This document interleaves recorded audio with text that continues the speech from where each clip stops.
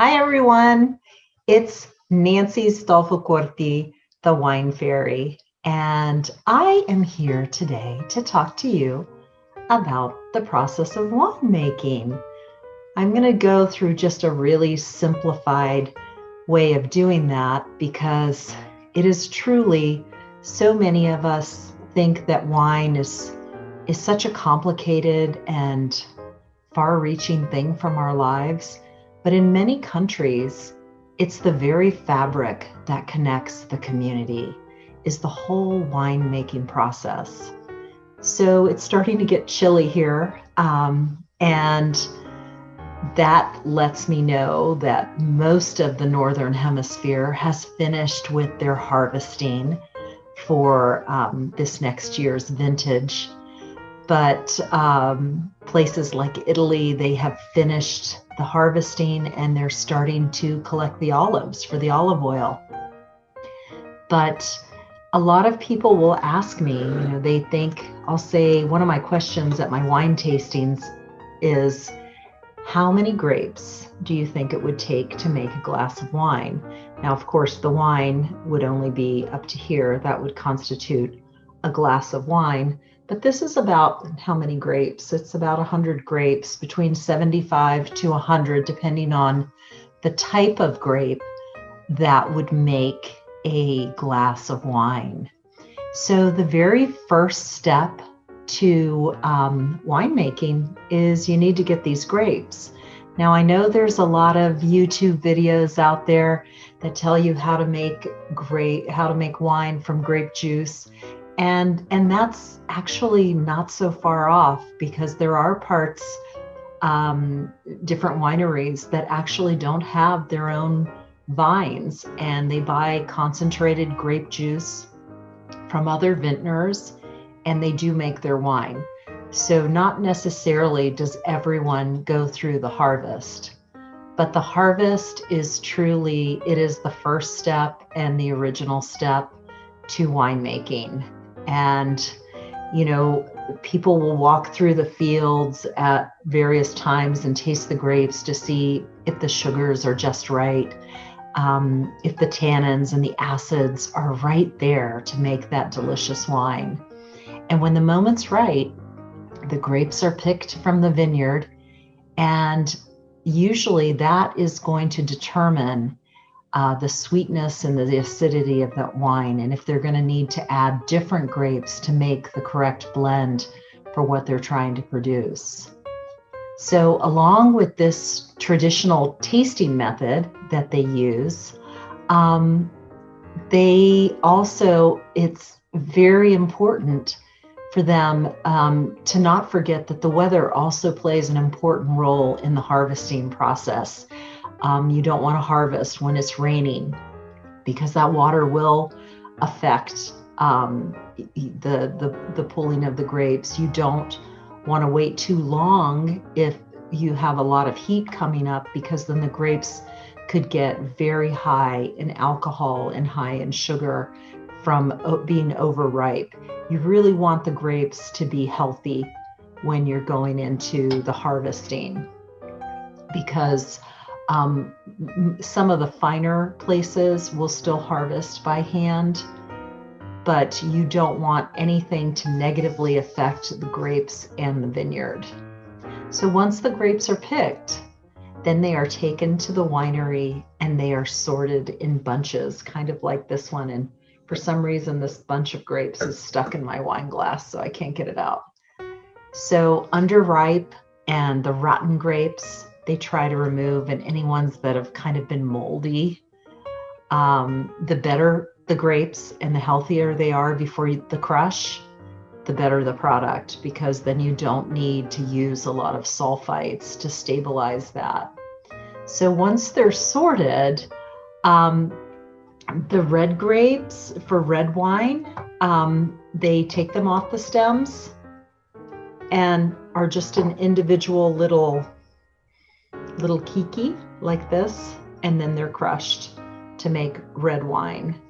A lot of red grapes actually make white wine as well, but they separate by crushing the entire cluster so that this pulp is released from the skin, and that is what then they leave to macerate and ferment. And in olden times, they actually crushed with their feet. I have crushed with my hands. I had really great arms when I was a young wife in Tuscany, making those first wine batches by crushing the grapes and really separating them with my hands. Then the third step is the fermentation process, where the crushing and the pressing is followed by letting them sit, and they naturally start fermenting within 6 to 12 hours when a wild yeast is added to that crush. A lot of times with the white wine, they let the grapes sit anywhere between 2 and 12 hours. If it's anything over 2 hours, that crush of the white grapes, they actually refrigerate it to stop any fermentation premature so that it doesn't build up too much sugar and acid. And a lot of times it's that contact with the yeast, especially in white wines and the French white wines, where you have that lovely, and I don't know if it's just me because I grew up above a bakery, but you have that lovely brioche or toasted bread taste in the white wine. And that's from the yeast just munching away at the sugars in the crush as the fermentation is taking place. And it releases these wonderful bakery tones to the wine. It's really, really lovely. You can taste that in fine champagne. They really have that down pat as far as letting the wine rest on the yeast. Really brings that out the best. And then you go into the clarification process.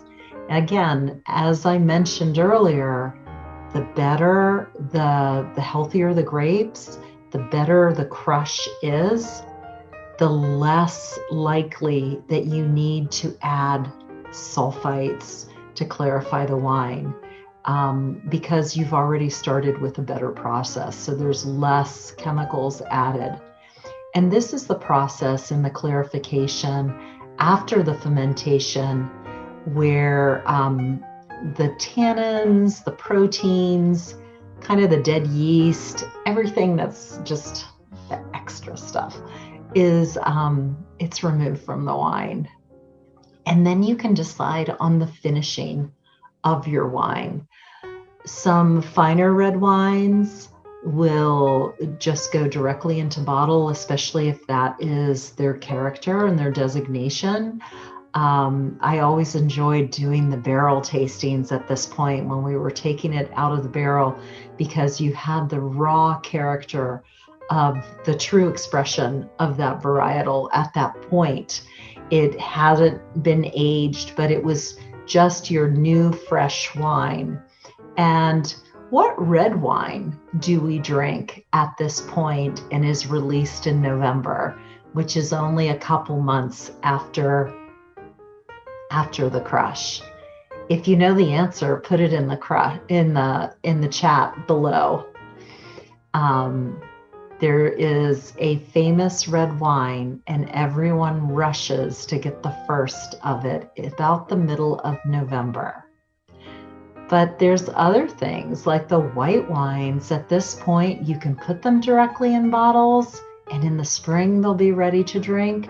Or you can put them, instead of stainless steel tanks, maybe to finish a little bit there in the stainless steel, and it'll leave a very fresh, crisp taste of the white grape varietals. Or you can pass it into oak barrels. A lot of people like the Chardonnays that are done in oak barrels, or some of the other expressions of white wines. But you don't necessarily have to make a white wine with white grapes. As I mentioned before, Champagne, this is a Pinot Noir grape. and the inside is like this. There's just very little contact with the skin, and so it does become a nice sparkling white wine. So some winemakers in this last phase of the winemaking, after the clarification, they do the filtration or fining process, and they could use egg whites in this process to clarify. A lot of folks ask if we have vegan wines, and the reason they ask that is because one of the processes of clarification does use an egg white based clarification to make the wine clearer.